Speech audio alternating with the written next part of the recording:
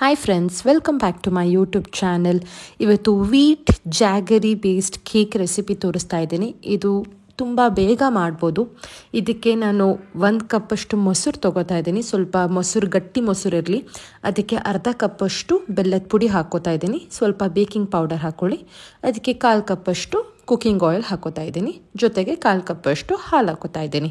ಇದಿಷ್ಟು ಹಾಕ್ಕೊಂಡ್ಬಿಟ್ಟು ಇದನ್ನು ನೀಟಾಗಿ ಸ್ವಲ್ಪ ವೆನಿಲಾ ಎಸೆನ್ಸ್ ಹಾಕ್ಕೊಂಡ್ಬಿಟ್ಟು ನೀಟಾಗಿ ಮಿಕ್ಸ್ ಮಾಡ್ಕೊಳ್ಳಿ.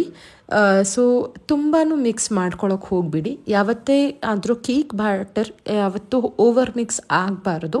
ಸೊ ಒಂದಿಷ್ಟು ನೀಟಾಗಿ ಆಯಿಲ್ ಜೊತೆ ಆ ಮೊಸರು ಎಲ್ಲ ಇಂಗ್ರೀಡಿಯೆಂಟ್ಸ್ ಮಿಕ್ಸ್ ಆಗಬೇಕು.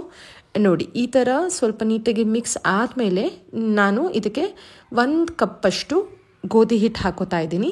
ಸೊ ಗೋಧಿ ಹಿಟ್ಟು ಮತ್ತು ಬೆಲ್ಲ ಯೂಸ್ ಮಾಡಿ ಮಾಡ್ತಿರೋದ್ರಿಂದ ತುಂಬ ಹೆಲ್ದಿ ರೆಸಿಪಿ, ಎಲ್ಲರೂ ಟ್ರೈ ಮಾಡ್ಬೋದು.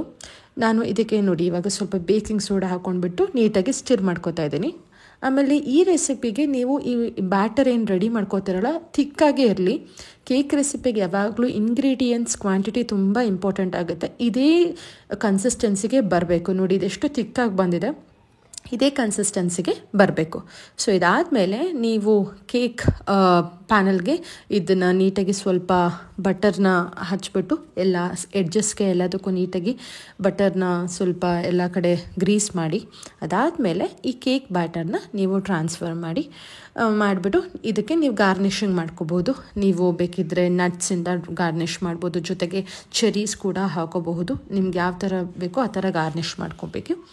ಗಾರ್ನಿಷ್ ಮಾಡ್ಕೊಂಡ್ಬಿಟ್ಟು ಇದನ್ನು ಓವನಲ್ಲಿ ಮಾಡೋ ಹಾಗಿದ್ರೆ 180 ಡಿಗ್ರೀಸಲ್ಲಿ ಒಂದು 20 ಮಿನಿಟ್ಸ್ ಕನ್ವೆನ್ಷನ್ ಮೋಡಲ್ಲಿ ಇಟ್ಟರೆ ಆಗುತ್ತೆ.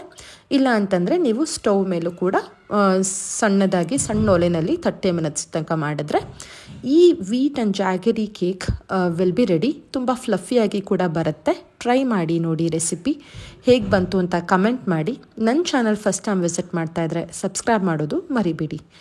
Thank you for watching.